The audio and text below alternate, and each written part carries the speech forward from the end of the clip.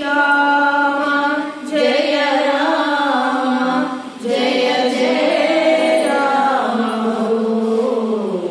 శ్రీరామ జయ రామ జయ జయ రామ.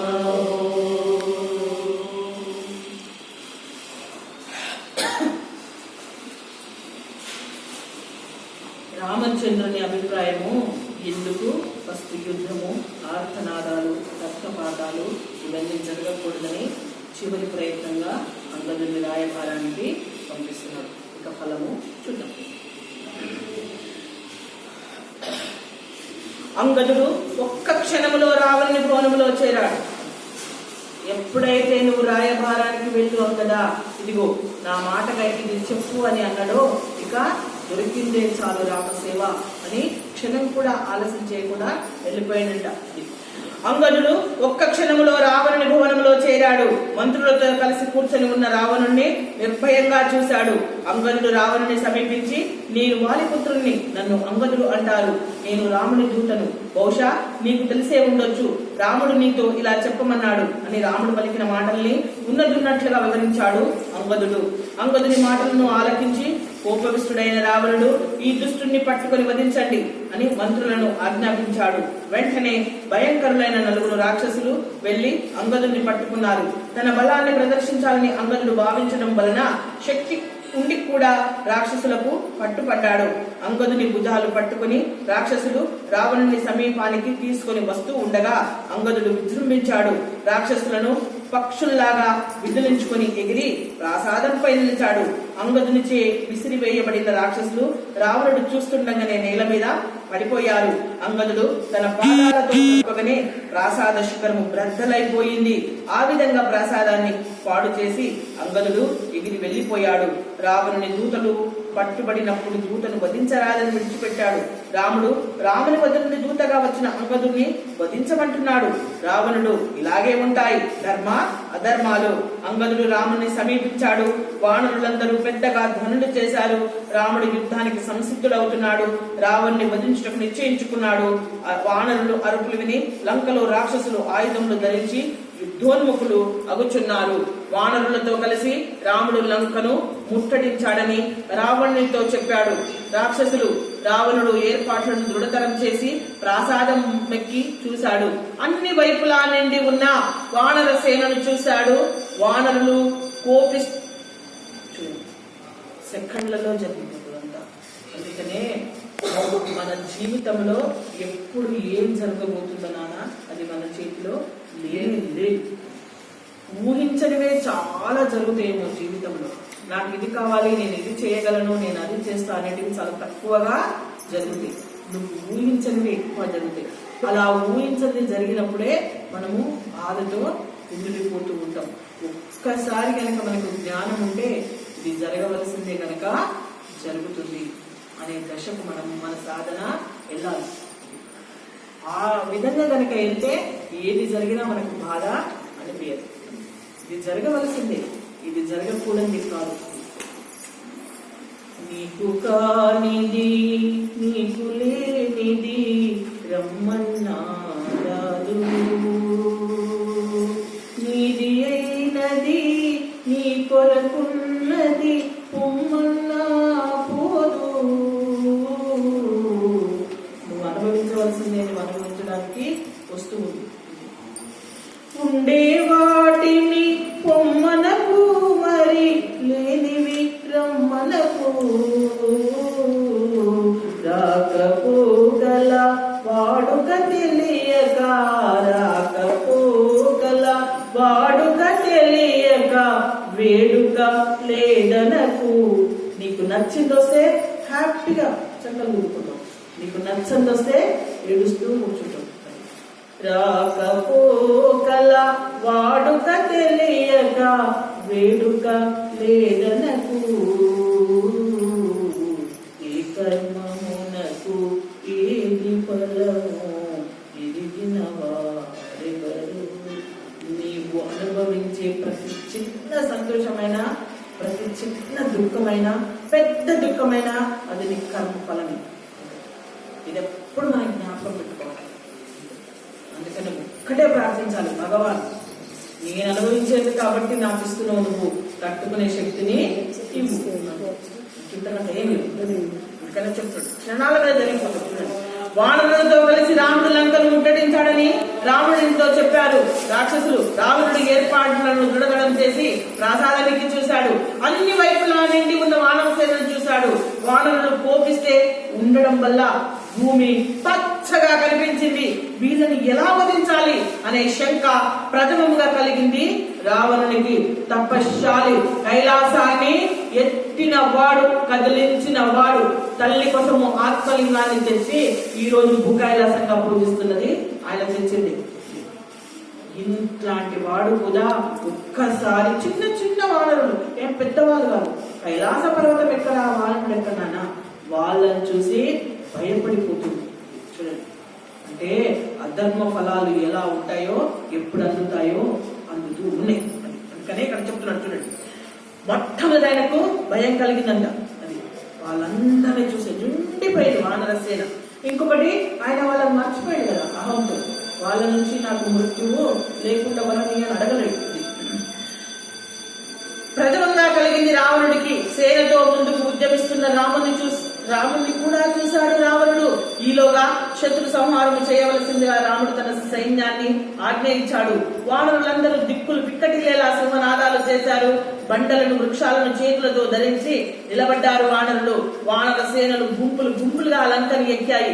వెంటగా సింహనాదములు చేస్తూ రాముని కొరకు ప్రాణాలను త్యజించడానికి అది తృణప్రాయంగా త్యజిస్తున్నారు.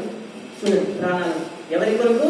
రామచంద్రుని కొరకు. అందుకే నేను ఆడపిల్ల పాత్ర కోసం ఈ ప్రాణాలు పోతే నేను ఒక్కరి కోసము కాదు, నేను ఒక్కదాన్ని అర్పణ చేస్తాను. అది ఆ నిశ్చయం మాత్రము జరిగిపోయింది. ఎప్పుడు ఆ నిర్ణయం, నీ సేవలో నా ప్రాణాలు పోతే పోతుంది. అందుకనే చూడండి, రాముని కొరకు చిన్న వానరులన్నా ప్రాణాలను గడ్డి పూచల్లాగా అర్పణ చేయడానికి సిద్ధంగా ఉండి వచ్చేసి సంతోషంగా, బాధతో కాదు. అది చెప్తున్నాను చూడండి. ప్రాణాలను త్యజించడానికి కూడా సిద్ధంగా ఉన్నారు కపివీరులు. ముందుగా ముఖద్వారాలను నేలమట్టం చేశారు. ప్రాకార తోరణాలు పడగొట్టారు. అగర్తను కప్పేశారు.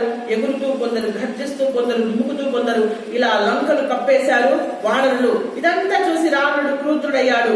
వెళ్లి చేతులు కలపండి అని తన సైన్యానికి ఆజ్ఞ ఇచ్చాడు. వెంటనే రాక్షసులు భయంకరంగా అరుస్తూ ముందుకొచ్చారు. రణవేరి మ్రోగించారు. పూర్వము దేవాసుర సంగ్రామం జరిగినట్లు రాక్షస వానరుల మధ్య భయంకరంగా యుద్ధం జరిగింది. రాక్షసులు విజృంభించి గదలతో, శూలాలతో, ఖడ్గాలతో, గొడ్డళ్లతో వానరులను కొట్టారు. వెంటనే వానరులు విజృంభించి వృక్షాలతో, పెద్ద పెద్ద బండలతో రాక్షసుల్ని భయంకరంగా కొడుతున్నారు. కొందరు రాక్షసులు గోడలపై ఎక్కి వానరులను శూలాలతో పొడుస్తూ రావణుని జయ ఘోషలు వినిపిస్తున్నారు.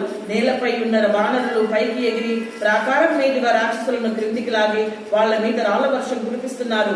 చచ్చిన దేహాల కాళ్ల కింద పడి నలిగిపోగా దానిపై ప్రవహించిన రక్తంతో నేల బృదగా తయారైంది. వానరుల ప్రతాప ప్రభావాలను చూసిన రాక్షసులలో పౌరుషం పెరిగింది. గుర్రాల మీద, పతాకాలు రెపరెపలాడుతున్న రథాల మీద రావణునికి జయకొడుతూ రాక్షస సైన్యం కదిలి వచ్చింది. వానరులు కూడా వెనకాడలేదు. వికృతమైన సమరోత్సాహముతో రాక్షసుల మీద విరుచుకుపడుతున్నారు. వానర రాక్షసులకు మధ్య ద్వంద్వ పోరాటం భయంకరంగా జరుగుతుంది. ఒకపై ఇంద్రజిత్తు, అంగదుడు పోరాడుతున్నారు. వారిరువురు అడవి ఏనుగుళ్లాగా పోరాడుతుంటే పూర్వము అంధకాసురునికి, శివునికి జరిగిన యుద్ధము స్మృతిలోకి వస్తుందట. మరొక వైపు సంపాతి అనే వానరుని వదగదుతో పొడుచుచుండగా శత్రుఘ్నుడనే రాక్షసునితో విభీషణుడు పోటీ పడుతున్నాడు. తపనుడనే రాక్షసుని గజుడు పట్టుకున్నాడు. నిలుడు, నికుంభుడు ఎదుర్కొంటున్నారు. ప్రకాశ, సుగ్రీవులు భయంకరంగా కలియబడ్డారు. ఆ ప్రక్కనే లక్ష్మణుడు విరూపాక్షుని ఎదుర్కొంటున్నాడు. అగ్నికేతువు, రశ్మికేతువు, మిత్రజ్ఞుడు, యజ్ఞకోపుడు రాముణ్ణి చుట్టుముట్టారు. మైథునితో వజ్రముష్టి అనే రాక్షసుడు ద్వివిధుడితో అశని ప్రభుడు తలపడ్డాడు. ప్రతాపనుడు అనే భయంకర రాక్షసుడు నలుని పైకి ఉరికాడు. విద్యున్యాలి అనే రాక్షసుని సుషేనుడు పట్టుకున్నాడు. వానర రాక్షసుల మధ్య భయంకరంగా సాగే ఈ సమరం గగ్గురుపాటును కలిగిస్తుంది. ఉభయ సేనలలోని వీరుల దేహాల నుండి కారిన రక్తం కాలువలై ప్రవహించసాగింది. ఆ రక్త ప్రవాహంలో కొట్టుకొని పోతున్న వెంట్రుకలు గడ్డి మూటల్లా కనిపిస్తుంటే కదిలిపోతున్న మృతకలే కళేబరాలు ప్రవాహంలో కొట్టుకొచ్చిన కట్టెల వలె కనిపిస్తున్నాయి. అంగదుడు తీవ్రంగా విజృంభించి శత్రు సైన్యాన్ని చీల్చి చెండాడుతున్నాడు. అది చూసి ఇంద్రజిత్తు మండిపడ్డాడు. దేవేంద్రుడు వజ్రాయుధంతో కొట్టినట్లు తన గదితో అంగదుడిని కొట్టాడు. ఆ దెబ్బకు క్రూరుడైన అంగదుడు వేగాన్ని పుంజుకున్నాడు. ఇంద్రజిత్తు అధిరోహించి ఉన్న సువర్ణ చిత్రగతమైన రథాన్ని విరగొట్టేశాడు. సారథిని సాగనంపేశాడు. గుర్రాల్ని కొట్టి చంపేశాడు. ప్రజగ్గుడు సంపాతిపై 3 బాణాలు విడిచాడు. సంపాతి ఒక పెద్ద మద్ది చెట్టుని పెక్కిలించి ప్రజగ్గుని కొట్టాడు. ఆ దెబ్బకు తూలి క్రిందపడి మరణించాడు. ప్రజగ్గుడు ప్రతాపనుడు గర్జిస్తూ నలుడి మీదికి ఉరికాడు. నలుడు వాడి అయిన గోళ్లతో కళ్ళు పీకేశాడు.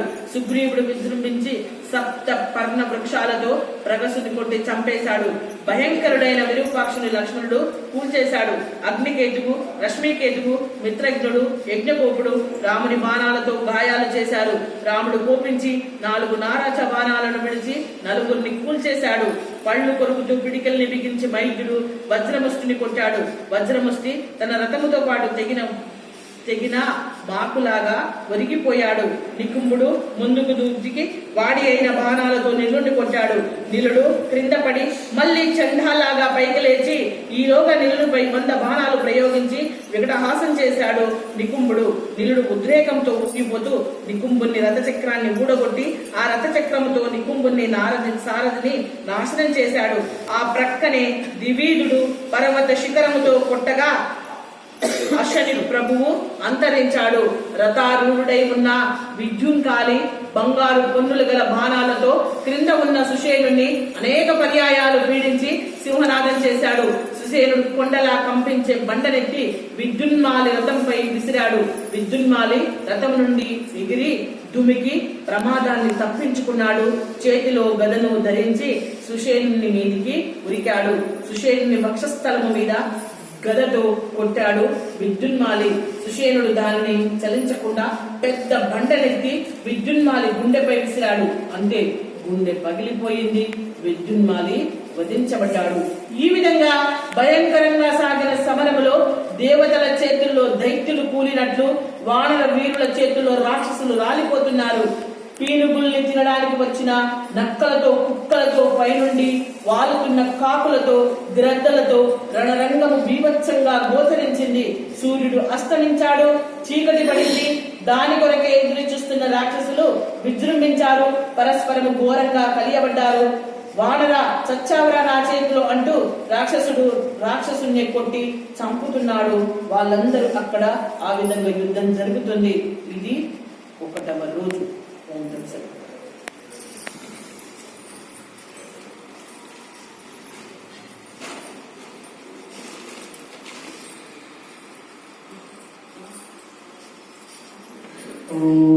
మనకు శుక్రవారం నుంచి పవిత్రోత్సవాలైనా, అందుకే శనివారం పారాయణ ఉండదు, మళ్ళీ బుధవారం ఉంటుంది. దాదాపు ప్రొద్దున 9 గంటలకు స్టార్ట్ అవుతుంది. 8 అని చెప్పారు. 8:30కు 9 గంటల స్టార్ట్ అవుతుంది. ప్రొద్దున పూజ 12 గంటల వరకు ఉంటుంది. మళ్ళీ సాయంత్రం 6 నుండి 8-9 వరకు పూజలు జరుగుతుంటాయి. పవిత్రోత్సవాల పూజలు. వీళ్ళున్న వాళ్ళందరూ తండ్రి చివరి రోజు ఆదివారము 6:30కు స్వామివారి కళ్యాణం ఉంది. అందరూ తప్పకుండా అటెండ్ కండి. అరుదైన అవకాశము కార్తీక మాసంలో స్వామివారి కళ్యాణం చూడడం.